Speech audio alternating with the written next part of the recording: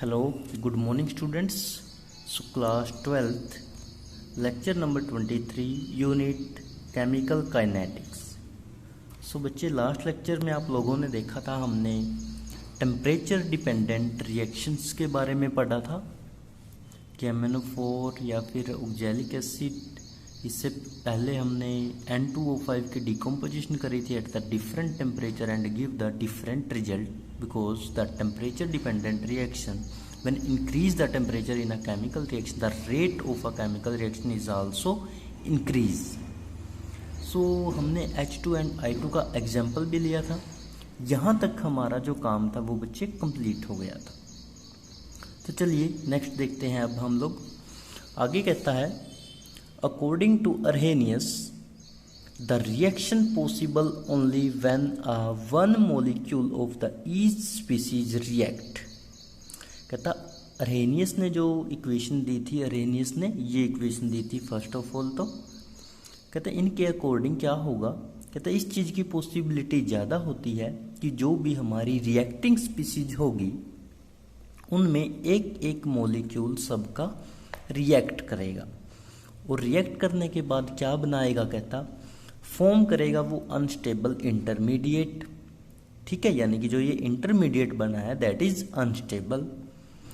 Then it break and form the two molecules of HI।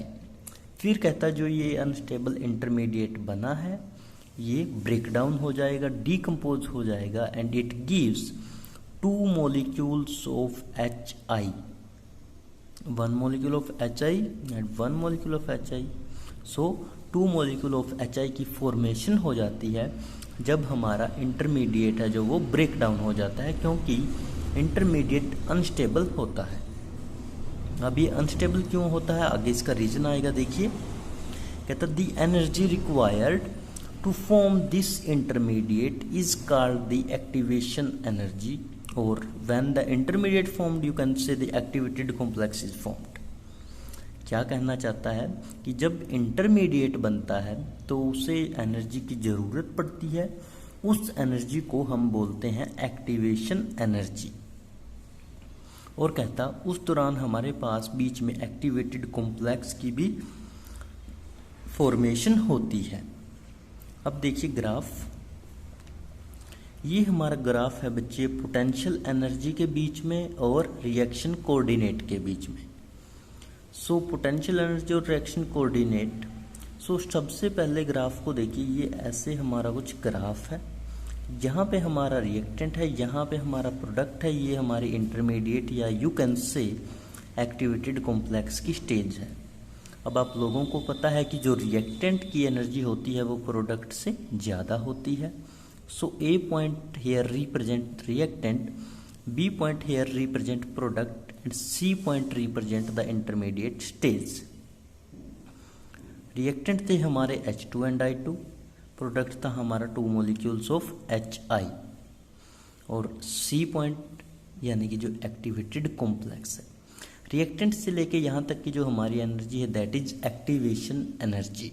हमने पहले ही बताया था कि इंटरमीडिएट को बनने के लिए जितनी एनर्जी की ज़रूरत होगी that energy is known as activation energy.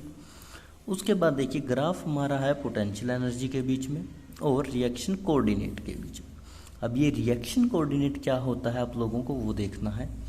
Reaction coordinate का बच्चे मतलब है कि जो शो करेगा एनर्जी प्रोफाइल चेंज को फ्रॉम रिएक्टेंट टू प्रोडक्ट। जब रिएक्टेंट से प्रोडक्ट की तरफ जाएंगे एनर्जी के अंदर जितना चेंजेस आएगा उस चीज़ को ग्राफिकली शो करना ही हमारा होता है रिएक्शन कोऑर्डिनेट।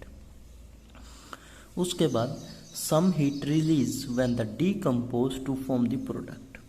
फिर उसके बाद कहता है जब हमारे पास इंटरमीडिएट बन गया था, यहाँ पे मान लो इंटरमीडिएट ये बन गया, तो इसके बनने के बाद जब कहता है ये डीकम्पोज होगा तो इसमें से कोई ना कोई एनर्जी क्या होगी, रिलीज होगी, और it depend upon the nature of reactant and product. और कहता है वो किस चीज़ के ऊपर डिपेंड अपॉन करेगी, रिएक्टेंट की नेचर के ऊपर और प्रोडक्ट की नेचर के ऊपर। क्लियर है यहाँ तक, कोई भी डाउट किसी भी स्टूडेंट को? सो कुछ नहीं है, बड़ा आसान है। अरेनियस ने बताया था कि रिएक्टिंग स्पीशीज का एक एक मॉलिक्यूल होगा, वो अनस्टेबल बनाएगा, वो डिकम्पोज हो जाएगा, प्रोडक्ट देगा, एक्टिवेशन एनर्जी होगी, और उसी चीज़ का फिर हमने सारी चीज़ें वो ग्राफिकली शो करी है। ठीक है यहाँ तक। चलिए आगे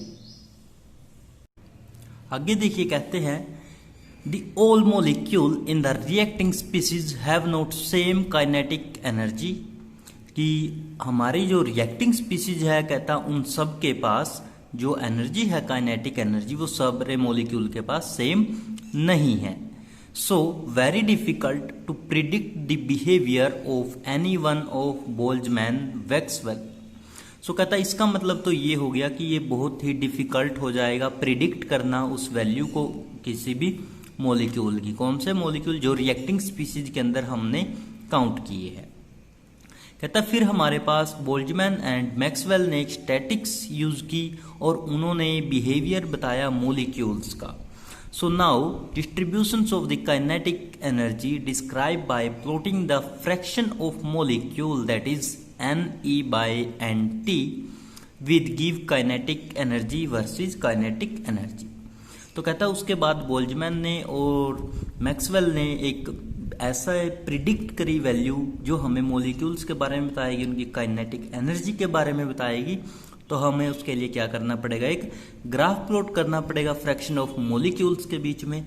देखिए हमने दो टर्म यूज किया, that is Ne, number of molecules with energy E। दूसरी term that is Nt, total number of molecules. अब देखते हैं हम डायग्राम। तो ये हमारा फर्स्ट डायग्राम है। इधर हमने लिया है काइनेटिक एनर्जी और इधर हमने लिया है फ्रैक्शन ऑफ मॉलिक्यूल।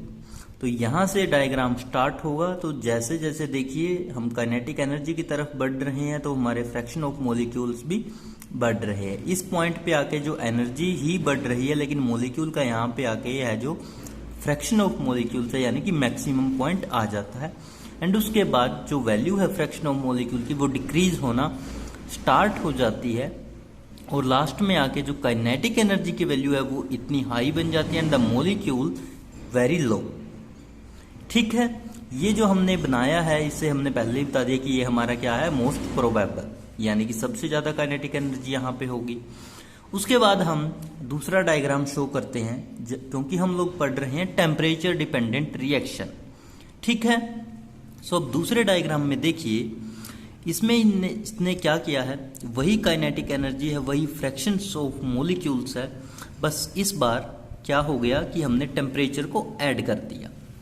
तो पहले हमने सिर्फ ये डायग्राम बनाया था, बट इस बार हमने एक अलग से इसके अंदर ड्रॉ की है लाइन, और ये जो दोनों लाइन है ये यहाँ पे आके मिली है। क्लियर? यहाँ पे हमने लिखा है T+10 और ये है नॉर्मल T।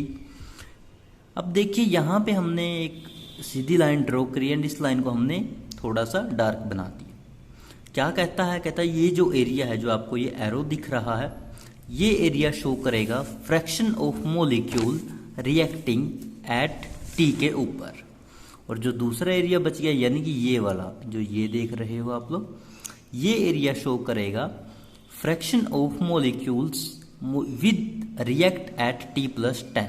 तो यानी कि ये तो हमारा T+10 का एरिया है, ये हमारा T का एरिया है, यानी कि जब मॉलिक्यूल T टेम्परेचर पे और T+10 टेम्परेचर पे होगी। उसके बाद देखिए क्या कहता है, व्हेन टेम्परेचर इंक्रीज, कहता है जैसे जैसे हम टेम्परेचर को बढ़ाएंगे the maximum of curve moves to higher energy. तो कहता है जो मैक्सिमम कर्व है वो कहाँ चली जाएगी, हायर एनर्जी की तरफ चली जाएगी।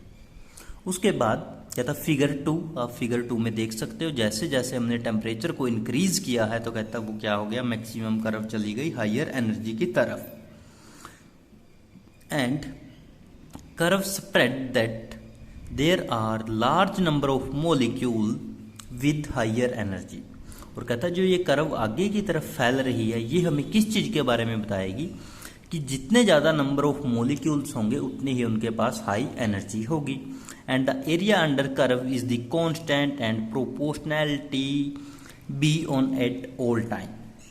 तो एरिया है कहता जो इसके कर्व के अंदर दैट इज कांस्टेंट, और प्रोबेबिलिटी रहेगी कि वो सारा टाइम एक जैसी वैल्यू को कंटेन करेगा। उसके बाद increase the temperature of substance, कि जैसे जैसे हम